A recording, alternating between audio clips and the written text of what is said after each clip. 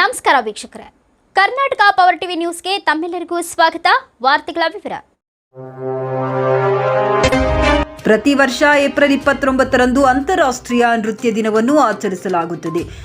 ಯುನೆಸ್ಕೋದ international institute of theatres ನೃತ್ಯ ಸಮಿತಿಯು 1982ರಲ್ಲಿ ಅಂತಾರಾಷ್ಟ್ರೀಯ ನೃತ್ಯ ದಿನವನ್ನು ಆಚರಿಸಲು ನಿರ್ಧರಿಸಿತು. ಫ್ರಾನ್ಸ್ನ ಪ್ರಸಿದ್ಧ ನೃತ್ಯ ಕಲಾವಿದ ಜೀನ್ ಜಾರ್ಜ್ ನೋವೆರಿ ಇವರು ಏಪ್ರಿಲ್ 29ರಂದು ಜನಿಸಿದ್ದರು. ಇವರು ಹುಟ್ಟುಹಬ್ಬದ ಅಂಗವಾಗಿ ಆಚರಿಸಲು ಪ್ರಾರಂಭ ಮಾಡಲಾಯಿತು. ವೇದಗಳ ಕಾಲದಿಂದಲೂ ನೃತ್ಯಕ್ಕೆ ಪ್ರಾಮುಖ್ಯತೆ ಇದೆ. ರಾಮಾಯಣ ಮತ್ತು ಮಹಾಭಾರತಗಳಲ್ಲಿಯೂ ನೃತ್ಯದ ವಿವರಗಳಿವೆ. ಅದೇ ರೀತಿ ಭಾರತದಲ್ಲಿ ಶಾಸ್ತ್ರೀಯ ನೃತ್ಯಗಳಲ್ಲಿ ಕಥಕ್, ಕಥಕಳಿ, ಕುಚುಪುಡಿ, ಭರತನಾಟ್ಯ, ಮಣಿಪುರಿ ನೃತ್ಯ ಪ್ರಕಾರಗಳು ಪ್ರಸಿದ್ಧವಾಗಿವೆ. ಆಂಧ್ರದಲ್ಲಿ ಕುಚುಪುಡಿ, ಮಣಿಪುರದಲ್ಲಿ ಮಣಿಪುರಿ, ಒಡಿಸ್ಸಾದಲ್ಲಿ ಒಡಿಸಿ, ಕೇರಳದಲ್ಲಿ ಕುಚುಪುಡಿ, ಈ ರೀತಿ ಬೇರೆ ಬೇರೆ ರಾಜ್ಯಗಳಲ್ಲಿ ವಿವಿಧ ರೀತಿಯ ನೃತ್ಯಗಳು ನಾವು ನೋಡಬಹುದು. ಕರ್ನಾಟಕದಲ್ಲಿ ಡೊಳ್ಳು ಕುಣಿತ, ಕೋಲಾಟ, ವೀರಗಾಸೆ ಕುಣಿತ, ನಂದಿ ಕೋಲು, ಕರಡಿ ಕುಣಿತ, ಸೂಗಿ ಕುಣಿತ ಮುಂತಾದವುಗಳು ಪ್ರಸಿದ್ಧವಾಗಿವೆ. ನೃತ್ಯ ಮಾಡುವುದರಿಂದ ದೈಹಿಕ ಶಕ್ತಿ ಹೆಚ್ಚಾಗುತ್ತದೆ. ನೃತ್ಯವು ದೇಹದ ಸಮತೋಲನ ಕಾಯ್ದುಕೊಳ್ಳುವಲ್ಲಿ ಸಹಾಯಕವಾಗುತ್ತದೆ. ವಿಶೇಷವಾಗಿ ಭಾರತದಲ್ಲಿ ಭರತನಾಟ್ಯ ತನ್ನದೇ ಆದ ಇತಿಹಾಸವನ್ನ ಹೊಂದಿರುವಂತಹ ನೃತ್ಯವಾಗಿದೆ. ಭವ್ಯ ಭಾರತದಲ್ಲಿ ಹಲವಾರು ನೃತ್ಯಗಳನ್ನು ಜನರು ಮಾಡುತ್ತಾರೆ. ನೃತ್ಯ ಮನಸ್ಸಿಗೆ ನೆಮ್ಮದಿ, ಶಾಂತಿ ಮತ್ತು ದೇಹಕ್ಕೆ ವ್ಯಾಯಾಮ ಕೊಡುವಂತ ಕಾರ್ಯವನ್ನ ಮಾಡುತ್ತದೆ. ಚಂದ್ರಶೇಖರ್ ದಂಡಿನವರು ತಮ್ಮ ವಿದ್ಯಾರ್ಥಿಗಳಿಗೆ ಹಲವು ಪ್ರಕಾರಗಳ ನೃತ್ಯವನ್ನ ಕಲಿಸುವುದರ ಜೊತೆಗೆ ರಾಯಚೂರು ಜಿಲ್ಲೆಯಲ್ಲಿ ಉತ್ತಮ ಹೆಸರನ್ನ ಪಡೆದುಕೊಂಡಿರುತ್ತಾರೆ. ಅವರ ವಿದ್ಯಾರ್ಥಿಗಳು ಜಿಲ್ಲೆ ಮತ್ತು ರಾಜ್ಯ ಮಟ್ಟದಲ್ಲಿ ಮತ್ತೆ ಕಾರ್ಯಕ್ರಮವನ್ನ ಮಾಡಿ ಪ್ರಶಸ್ತಿಯನ್ನ ಪಡೆದುಕೊಂಡು ಮುಂಬರುವ ದಿನಗಳಲ್ಲಿ ರಾಯಚೂರು ಜಿಲ್ಲೆಗೆ ಕೀರ್ತಿ ತರುವಂತಹ ಕೆಲಸ ಮಾಡಬೇಕೆಂದು ದಿನಾಂಕ 29/4/2025ರಂದು ರಾಯಚೂರು ನಗರದ ಸ್ಫೂರ್ತಿ ಅಕಾಡೆಮಿ ಸಂಸ್ಥೆಯಲ್ಲಿ ಹಮ್ಮಿಕೊಂಡಿದ್ದ ವಿಶ್ವ ನೃತ್ಯ ದಿನಾಚರಣೆ ಕಾರ್ಯಕ್ರಮದಲ್ಲಿ ಮುಖ್ಯ ಅತಿಥಿಗಳಾಗಿ ಪಾಲ್ಗೊಂಡು ಜಿಲ್ಲಾ ಕನ್ನಡ ಸಾಹಿತ್ಯ ಪರಿಷತ್ತಿನ ಸಹ ಕಾರ್ಯದರ್ಶಿ ಡಾಕ್ಟರ್ ದಂಡಪ್ಪ ಬಿರಾದಾರ್ ಮಾತನಾಡಿದರು. ಕಾರ್ಯಕ್ರಮದಲ್ಲಿ ಆಯೋಜನೆ ಮಾಡಿದ ಸ್ಫೂರ್ತಿ ಅಕಾಡೆಮಿ ಸಂಸ್ಥೆಯ ಮುಖ್ಯಸ್ಥರಾದ ಚಂದ್ರಶೇಖರ್ ದಂಡಿನವರು ಮಾತನಾಡುತ್ತಾ, ವಿದ್ಯಾರ್ಥಿಗಳಿಗೆ ನಾವು ನೃತ್ಯವನ್ನ ಕಲಿಸಿಕೊಡುತ್ತೇವೆ. ಇದರಿಂದ ಮಕ್ಕಳು ನಿರಂತರವಾಗಿ ಚಟುವಟಿಕೆಯಲ್ಲಿ ಇರುತ್ತಾರೆ. ಮಕ್ಕಳ ಆರೋಗ್ಯ ಮತ್ತು ಚೈತನ್ಯ ತರಬಲ್ಲಿ ನೃತ್ಯವು ಸಹಕಾರಿಯಾಗಿದೆ. ನಮ್ಮ ಸಂಸ್ಥೆಯಲ್ಲಿ ಹಲವಾರು ವಿದ್ಯಾರ್ಥಿಗಳು ಈ ನೃತ್ಯವನ್ನ ಕಲಿತು ಇಂದು ಬೇರೆ ಬೇರೆ ಕಡೆ ವಿದ್ಯಾರ್ಥಿಗಳಿಗೆ ನೃತ್ಯ ಮಾರ್ಗದರ್ಶನ ನೀಡುವ ಕೆಲಸದಲ್ಲಿ ತೊಡಗಿದ್ದಾರೆ ಎಂದು ಪ್ರಾಸ್ತಾವಿಕವಾಗಿ ಮಾತನಾಡಿದರು. ಈ ಸಂದರ್ಭದಲ್ಲಿ ಮಧು, ದಾಮಿ, ಸ್ವಪ್ನ, ಬೇಸ್ಟ್, ಆರ್ಜೆ, ಜ್ಯೋತಿ, ಪುಷ್ಪ ಸೇರಿದಂತೆ ವಿದ್ಯಾರ್ಥಿಗಳು ಉಪಸ್ಥಿತರಿದ್ದರು. ಸುಂದರ ರಾಣಿ ಸ್ವಾಗತಿಸಿದರು. ಕೊನೆಯಲ್ಲಿ ಪುಷ್ಪಾವತಿ ವಂದಿಸಿದರು. ಎಲ್ಲರಿಗೂ ನಮಸ್ಕಾರ. ಇವತ್ತ ವಿಶ್ವ ನೃತ್ಯ ದಿನ ಅಂದರೆ ಡ್ಯಾನ್ಸ್ ಅಂತ ಆಂಗ್ಲ ಭಾಷೆಯಲ್ಲಿ ಮಾತಾಡ್ತೀವಲ್ಲ, ನೃತ್ಯ ಇಡೀ ವಿಶ್ವದಲ್ಲಿ ಇವತ್ತು ನೃತ್ಯ ದಿನ ಅಂತ ಆಚರಣೆ ಮಾಡ್ತಾರೆ.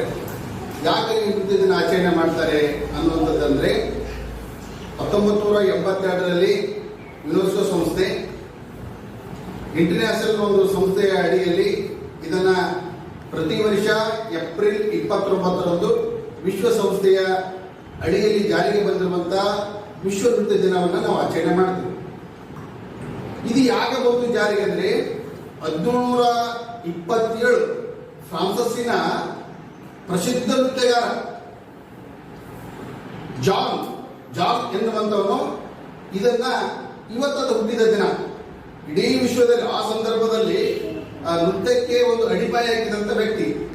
ಆ ಹಿನ್ನೆಲೆಯಲ್ಲಿ ಇವತ್ತು ನಾವೆಲ್ಲರೂ ಬೇರೆ ಬೇರೆ ಕಡೆಯಲ್ಲಿ ನೃತ್ಯ ದಿನವನ್ನು ಆಚರಣೆ ಮಾಡ್ತೀವಿ. ಇವತ್ತಾಗಿ ನಾನು ಆಚರಣೆ ಮಾಡಲಿಕ್ಕೆ ಅಥವಾ ಈ ಒಂದು ಕಾರ್ಯಕ್ರಮ ಯಾಕೆ ನನ್ನ ಚಂದ್ರಶೇಖರ್ ದಂಡಿನವರು ಆಹ್ವಾನ ಮಾಡಿದ್ರೆ, ನಮಗೂ ಅವರಿಗೂ ಆತ್ಮೀಯವಾದ ಸಂಬಂಧ. ರಾಯಚೂರಿನ ಎಲ್ಲೇ ಒಂದು ಸಂಸ್ಕೃತಿ ಕಾರ್ಯಕ್ರಮ, ನೃತ್ಯ ಕಾರ್ಯಕ್ರಮ ಇದೆ ಅಂದ್ರೆ ಅಲ್ಲಿ ಸ್ಫೂರ್ತಿ ಅಕಾಡೆಮಿಗೆ ವಿದ್ಯಾರ್ಥಿಗಳು ಇರ್ತಾರೆ. ಆ ಸ್ಫೂರ್ತಿ ಅಕಾಡೆಮಿಗೆ ವಿದ್ಯಾರ್ಥಿಗಳಲ್ಲೇ ಇರ್ತಾರೆ ಅಂದ್ರೆ ಅದರಿಂದ ಚಂದ್ರಶೇಖರ್ ದಂಡಿನವರು ಇರ್ತಾರೆ.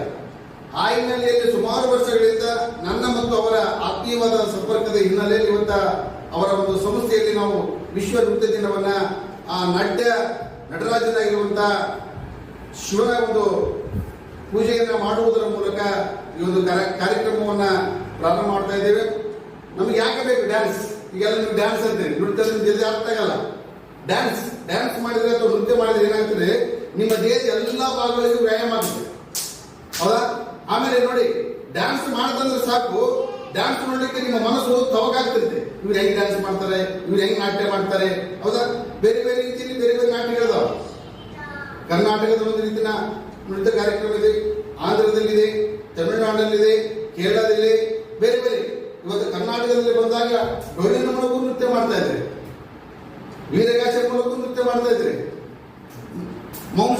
ಅಂಶ ಮಾಡ್ತಾ ಇದ್ರೆ, ಆಮೇಲೆ ಆ ಕಡೆ ನಾವು ಹೋದಾಗ ಕುಚಿಪುಡಿ ಅಂತ ಕರಿತಾ ಇದ್ರೆ. ವಿಶೇಷವಾಗಿ ಭರತನಾಟ್ಯ ರಾಜ ಮಹಾರಾಜರ ಕಾಲದಿಂದಲೂ ಅತ್ಯಂತ ಪ್ರಸಿದ್ಧವಾಗಿರುವಂತದ್ದು ಯಾವುದಂದ್ರೆ ಈ ಭರತನಾಟ್ಯ. ಆ ರಾಮಾಯಣ ಭಾರತದ ಕಾಲದಲ್ಲಿ ಸಹ ರಾಜ ಮಹಾರಾಜರಿಗೆ ಮನಸ್ಸಿಗೆ ಸಂತೋಷವನ್ನ, ಉತ್ಸಾಹವನ್ನು ನೀಡುವಂತ ಕೆಲಸವನ್ನ ಭರತನಾಟ್ಯವನ್ನ ಮಾಡ್ತಕ್ಕಂಥ ನೃತ್ಯಗಾರರು ಮಾಡ್ತಾ ಇದ್ರು. ಕಾರಣ, ನೃತ್ಯ ಮಾಡುವುದರಿಂದ ಮನಸ್ಸು ಉಲ್ಲಾಸವಾಗ್ತಾ ಇದೆ, ಮನಸ್ಸಿಗೆ ಶಾಂತಿ ಸಿಗ್ತಾ ಇದೆ, ದೇಹಕ್ಕೆ ವ್ಯಾಯಾಮ ಆಗ್ತಾ ಇದೆ, ನಮ್ಮ ಮನಸ್ಸು ಮತ್ತು ನಮ್ಮ ಮುಖ ಯಾವಾಗಲೂ ನಗ್ತಿರುತ್ತೆ. ನಮ್ದು ಮನಸ್ಸು ಮತ್ತು ಮುಖ ಯಾವಾಗಲೂ ನಗ್ತಿರುತ್ತೆ. ಆಮೇಲೆ ದೇಹ ದಿನವೂ ಕ್ರಿಯಾಶೀಲವಾಗಿರುತ್ತೆ. ಆಮೇಲೆ ದೇಹದ ಎಲ್ಲ ಭಾಗಕ್ಕೂ ವ್ಯಾಯಾಮ ಆಗ್ತಾ ಇದೆ. ಬರೀ ನಾವು ನೃತ್ಯ ಅಂದ ತಕ್ಷಣವೇ ಒಂದು ಅದು ನೃತ್ಯದ ಜೊತೆಗೆ ದೇಹಕ್ಕೆ ವ್ಯಾಯಾಮವನ್ನು ಕೊಡ್ತಾ ಇದೆ. ಆ ಹಿನ್ನೆಲೆಯಲ್ಲಿ ಇವತ್ತ ಸ್ಫೂರ್ತಿ ಅಕಾಡೆಮಿಯ ನಮ್ಮ ಚಂದ್ರಶೇಖರ್ ದಂಡೇಗೌಡವರು ತಾಲೂಕು ಮಟ್ಟದಲ್ಲಿ, ಜಿಲ್ಲಾ ಮಟ್ಟದಲ್ಲಿ, ರಾಜ್ಯ ಮಟ್ಟದಲ್ಲಿ ಹಲವಾರು ಕಾರ್ಯಕ್ರಮಗಳನ್ನ ಮಾಡಿ ರಾಯಚೂರಿನಲ್ಲಿ ಅತ್ಯುತ್ತಮವಾದ ಕಾರ್ಯಕ್ರಮ ನೀಡುವಂತಹ ಒಂದು ಸಂಸ್ಥೆಯಾಗಿದೆ. ಆ ಒಂದು ಸಂಸ್ಥೆ ಇನ್ನೂ ಎತ್ತರಕ್ಕೆ ಬೆಳೆದು ನಿಮ್ಮಂತಹ ವಿದ್ಯಾರ್ಥಿಗಳಿಗೆ ಇನ್ನೂ ಎತ್ತರಕ್ಕೆ ಕೊಂಡೊಯ್ಯುವಂತಹ ಕೆಲಸವನ್ನ ನಮ್ಮ ಚಂದ್ರಶೇಖರ್ ದಂಡಿನವರು ಮಾಡಿ ನಮ್ಮ ಇಡೀ ರಾಯಚೂರು ಜಿಲ್ಲೆಗೆ ಕೀರ್ತಿ ತರುವಂತಹ ಕೆಲಸವನ್ನ ಅವರು ಮಾಡಬೇಕೆಂದು ಹೇಳುತ್ತಾ, ಈ ಒಂದು ವಿಶ್ವ ನೃತ್ಯ ದಿನ ಸಂದರ್ಭದಲ್ಲಿ ಒಂದೆರಡು ಮಾತನ್ನ ಆಡಲಿಕ್ಕೆ ಅವಕಾಶ ಮಾಡಿಕೊಟ್ಟಿರುವಂತಹ ಸಂಸ್ಥೆಯ ಮುಖ್ಯಸ್ಥರಾಗಿರುವಂತಹ ಚಂದ್ರಶೇಖರ್ ದಂಡಿನವರಿಗೂ ಮತ್ತು ಸಂಸ್ಥೆಯ ಎಲ್ಲ ಸದಸ್ಯರಿಗೂ, ಪದಾಧಿಕಾರಿಗಳು, ವಿದ್ಯಾರ್ಥಿಗಳಿಗೂ ಆತ್ಮೀಯವಾದ ವಂದನೆ ಮತ್ತು ಅಭಿನಂದನೆ ಸಲ್ಲಿಸಿ ನನ್ನ ಮಾತಿಗೆ ವಿರಾಮ ಮಾಡುತ್ತೇನೆ. ಜೈ ಹಿಂದ್, ಜೈ ಕರ್ನಾಟಕ.